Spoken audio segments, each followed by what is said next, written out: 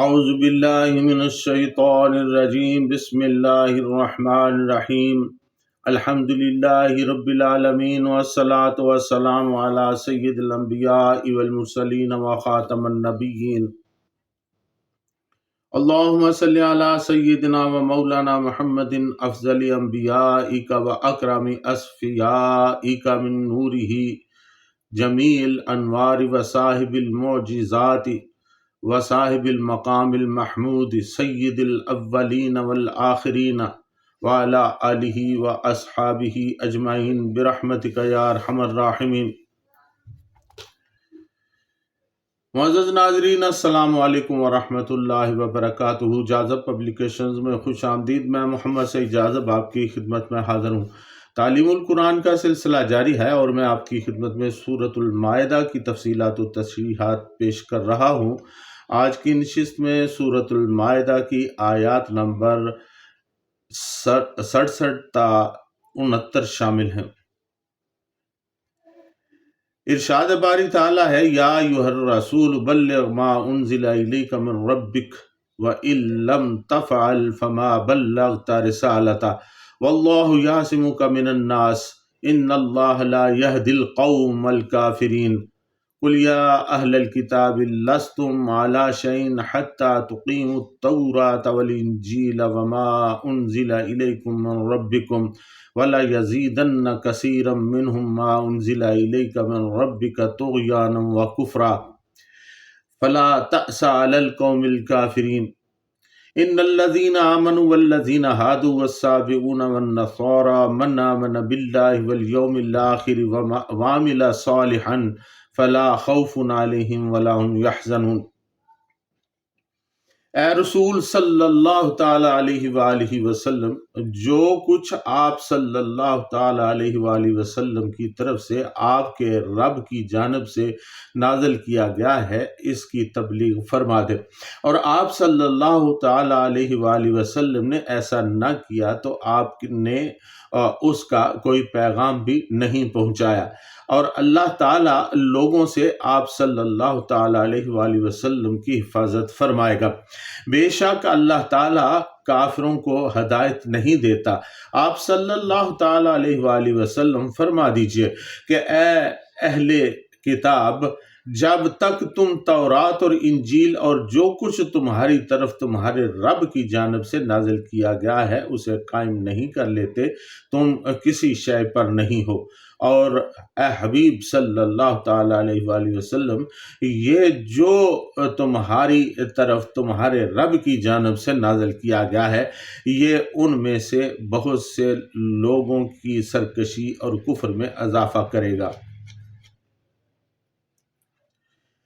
تو تم کافر قوم پر کچھ غم نہ کرو، بے شک وہ لوگ جو ایمان لائے اور یہودی اور ستاروں کی پوجا کرنے والے اور عیسائی ان میں سے جو سچے دل سے اللہ تعالیٰ اور قیامت کے دن پر ایمان لائے اور انہوں نے نیک اعمال کیے، ان پر نہ کوئی خوف ہے اور نہ ہی وہ غمگین ہوں گے۔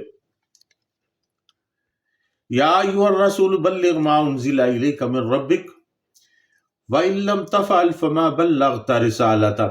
اے رسول صلی اللہ تعالیٰ علیہ وآلہ وسلم، جو کچھ آپ صلی اللہ علیہ وآلہ وسلم کی طرف آپ صلی اللہ تعالیٰ علیہ وآلہ وسلم کے رب کی جانب سے نازل کیا گیا ہے اس کی تبلیغ فرما دیں، اور اگر آپ صلی اللہ تعالیٰ علیہ وآلہ وسلم نے ایسا نہ کیا تو آپ نے اس کا کوئی پیغام بھی نہیں پہنچایا۔ ناظرین، مولانا صوفی عبدالحمید سواتی رحمۃ اللہ علیہ اپنی تفسیر معالم العرفان میں لکھتے ہیں کہ جس چیز کی طرف آیت مذکورہ میں اشارہ ہے وہ قرآن پاک اور اس کی تشریح ہے۔ تشریح میں احادیث کا پورا ذخیرہ آ جاتا ہے جو رسول کریم صلی اللہ تعالیٰ علیہ وآلہ وسلم کا قول اور عمل ہے۔ امام بیضاوی رحمۃ اللہ علیہ فرماتے ہیں کہ اس چیز سے مراد وہ تمام احکام ہیں جو انسان کی مصلحت اور بہتری سے تعلق رکھتے ہیں۔ चुनाचे रसूलुल्लाह सल्लल्लाहु ताला अलैहि वआलिहि वसल्लम को हुक्म दिया गया है कि वो तमाम चीज़ें जिनका ताल्लुक इंसान के अकीदे और अमल के साथ है वो लोगों के सामने बयान कर दें। इसी तरह नबी के फ़राइज़ में शामिल है कि वो तमाम अहकाम बिला कम व कासत लोगों तक पहुँचा दे। फरमाया व इल्लम तफ़अल फमा बल्लग़त रिसालता, और अगर आप सल्लल्लाहु ताला अलैहि वसल्लम ने ऐसा न किया तो आपने अल्लाह ताला की रिसालत को आगे नहीं बढ़ाया। गोया आप सल्लल्लाहु ताला अलैहि वसल्लम ने हक के रिसालत अदा नहीं किया। नाज़रीन, इमाम बैज़ावी रहमतुल्लाह अलैह फरमाते हैं कि अहकाम इलाही में से अगर किसी एक चीज़ को भी आगे नहीं पहुंचाया तो गोया सब बातों को तर्क कर दिया। किसी एक हुक्म को छुपाना तमाम अहकाम को छुपाने के मुतरादिफ है। इसकी मिसाल ऐसी है जैसे कोई शख्स नमाज में से कोई एक रुकन तर्क कर दे तो पूरी नमाज तर्क कर देने के बराबर है। इमाम साहब रहमतुल्लाह अलैह फरमाते हैं कि अल्लाह ताला का नबी फरीज़ा रिसालत अदा करता है और इसमें बाल बराबर भी कोताही नहीं करता। नाज़रीन, हज़रत पीर करम शाह साहब रहमतुल्लाह अलैह अपनी तफसीर ज़ियाउल कुरान में लिखते हैं कि यहाँ अल्लाह ताला ने हुज़ूर ख़ातमुन नबिय्यीन सल्लल्लाहु ताला अलैहि वसल्लम को मुखातब करके फरमाया है कि आप सल्लल्लाहु ताला अलैहि वसल्लम को हमने रसूल बनाकर भेजा है, और रसूल का काम ये है कि वो अपने भेजने वाले का पैगाम बेखौफ व ख़तर किसी रद्द बदल के बगैर पहुंचा दे। इसलिए अपने मनसब रिसालत का पास रखते हुए अपने रब करीम का जो हुक्म आप सल्लल्लाहु ताला अलैहि वसल्लम को मिले उसको उसकी मखलूक तक पहुंचा दीजिए, और अगर किसी हुक्म के पहुंचाने में पसो पेश किया तो इसका मतलब ये होगा कि आपने अपना फ़र्ज़ मनसबी पूरा करने में गफलत बरती है और इसका ज़रा भी हक अदा नहीं किया। बाकी रही दुश्मनों की कुव्वत, कुफ़ार के हमले, मुनाफिकीन की साजिशें और यहूद वगैरह की रेशा दवानियाँ, तो सुन लो कि अल्लाह ताला खुद आपका निगहबान है। वल्लाहु यासिबुका मिनन नास, और अल्लाह ताला लोगों से आप सल्लल्लाहु ताला अलैहि वसल्लम की हिफाजत फरमाएगा। कोई आप सल्लल्लाहु ताला अलैहि वसल्लम को गज़ंद नहीं पहुंचा सकता। इस सरी और पुरजलाल हुक्म के बाद कोई ये बावर नहीं कर सकता कि हुजूर सरवरे कायनात सल्लल्लाहु ताला अलैहि वसल्लम ने अल्लाह ताला के हुक्म को किसी की पासदारी के लिए या किसी के खौफ से छुपाया हो।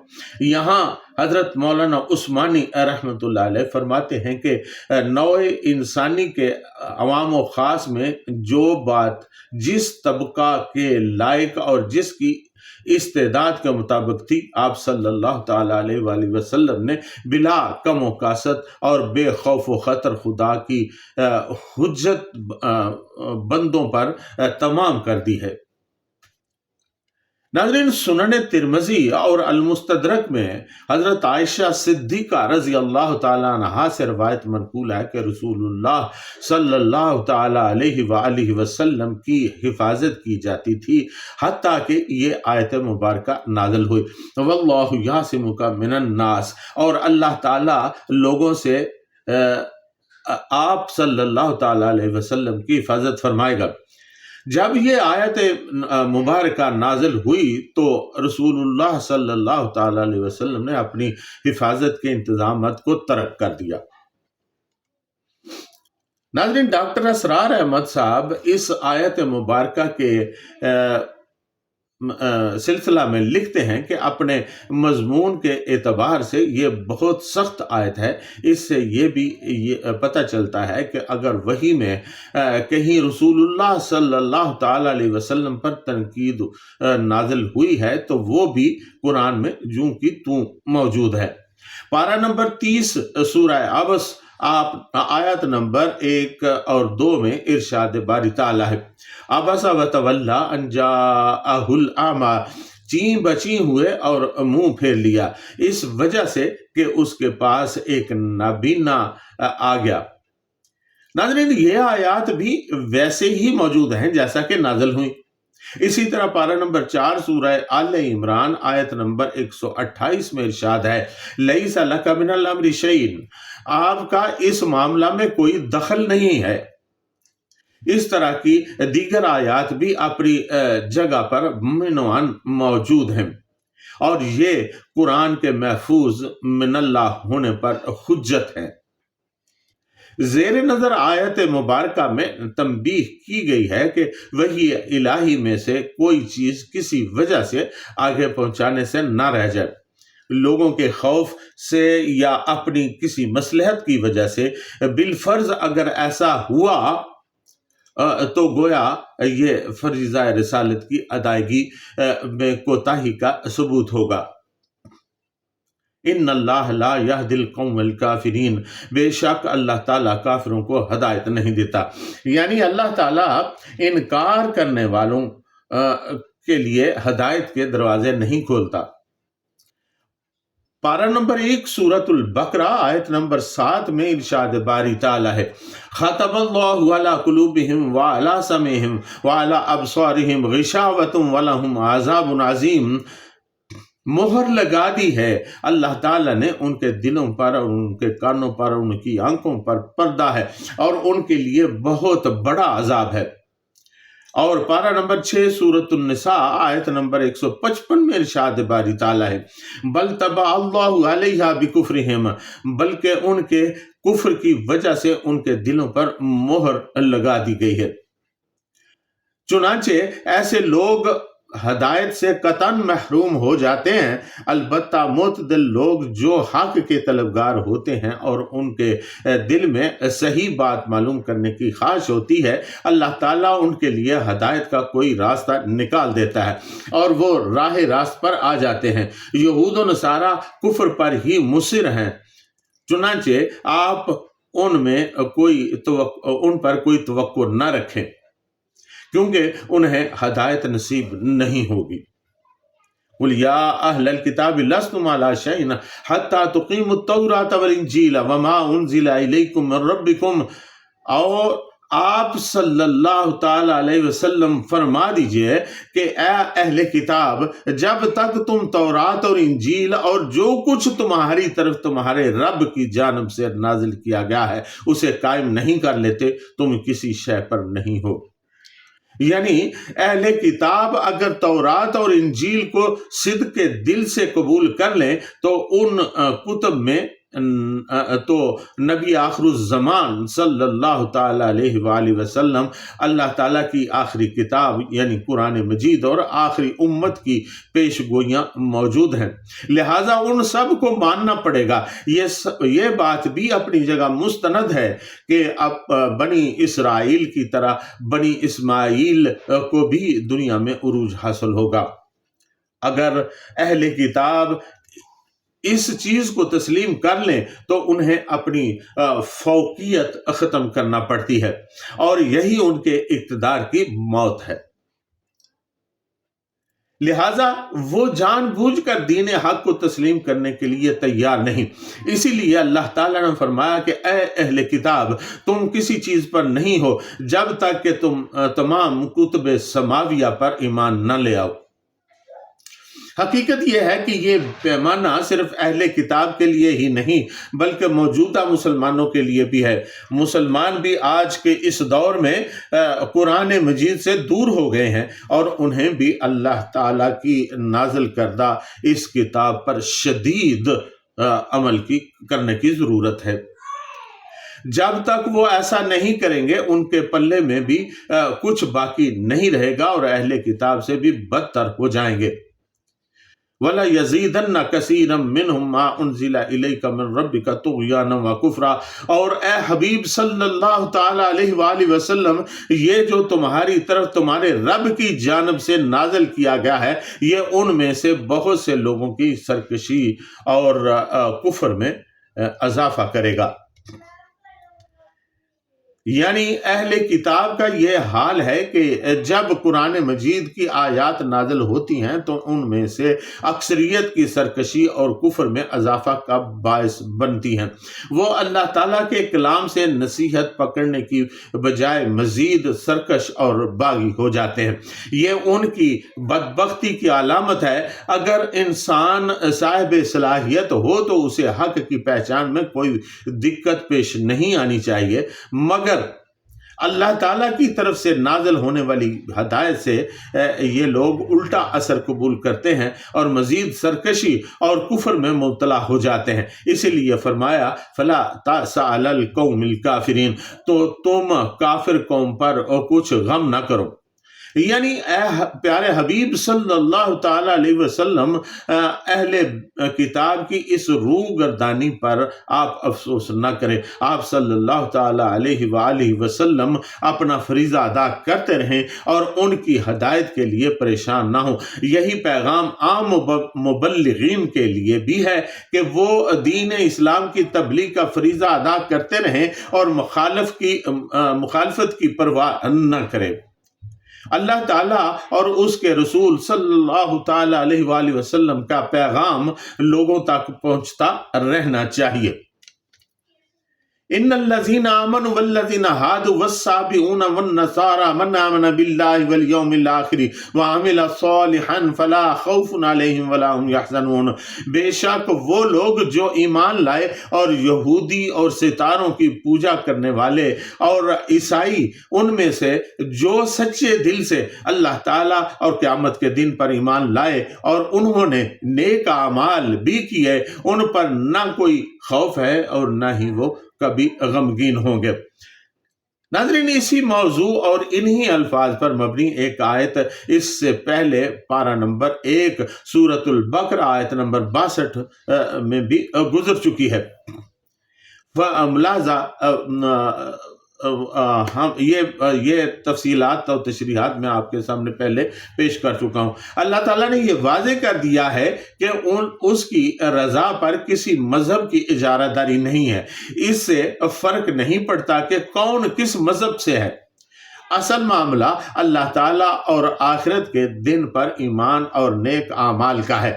اللہ تعالیٰ کی حدود میں رہ کر جس نے بھی اچھے اعمال کیے اس کے لیے اللہ تعالیٰ کے ہاں اجر ہے۔ یہودی کہتے ہیں کہ وہ ہی اللہ تعالیٰ کے لاڈلے ہیں اور ان کے سوا کوئی دوسرا جنت میں نہیں جائے گا۔ عیسائی بھی کچھ اسی قسم کا دعویٰ کرتے ہیں۔ مسلمانوں میں بھی ایسے ہی گروہ یعنی فرقے موجود ہیں جو محض اسلام کے نام پر خود کو مذہب کا ٹھیکیدار سمجھ لیتے ہیں اور اسلام پر اپنی اجارہ داری جماتے ہیں۔ یہاں اللہ تعالیٰ نے یہ بات بالکل واضح کر دی ہے کہ کوئی کسی بھی گروہ یا مذہب سے تعلق رکھتا ہو جو بھی اللہ تعالیٰ پر ایمان لائے اور قیامت کے دن پر یقین رکھے اور اعمال کے سلسلہ میں اللہ تعالیٰ کے مخصوص کردہ معیار کا تابع ہوگا، یعنی اچھے اعمال کرے گا، تو اللہ تعالیٰ اس کے لیے نرم گوشہ رکھے گا، ورنہ وہ سزا کا مستحق ٹھہرایا جائے گا۔ دوسرے لفظوں میں اللہ تعالیٰ کا لاڈلا وہی ہے جو اس معیار پر پورا اترے گا۔ ناظرین، آپ نے تفصیلات و تشریحات سنی۔ اللہ تعالیٰ سے دعا ہے کہ اللہ تعالیٰ ہمیں نیک اعمال کرنے کی توفیق عطا فرمائے اور ہمیں یہ توفیق دے کہ جو اللہ تعالیٰ اور اللہ کے رسول نے ہم تک پہنچایا ہے وہ ہمیں اگر کچھ معلوم ہے تو وہ لوگوں تک پہنچائے۔ ناظرین، میری کوشش بھی یہی ہے کہ میں جو کچھ جانتا ہوں، جتنا جانتا ہوں، آپ تک اور ان تمام لوگوں تک پہنچاؤں جو اس سے ابھی تک بے بہرہ ہیں۔ اللہ تعالیٰ ہمیں توفیق عطا فرمائے سننے کی، سمجھنے کی اور پھر اس پر عمل کرنے کی۔ ناظرین، آپ سے یہ گزارش ہے آخر میں کہ میرے بیانات لوگوں تک پہنچائیے تاکہ اللہ اور اللہ کے رسول کا یہ پیغام دوسرے لوگوں تک پہنچ پائے۔ اس کے ساتھ ہی آج کی نشست میں اجازت، وما علینا الا البلاغ المبین۔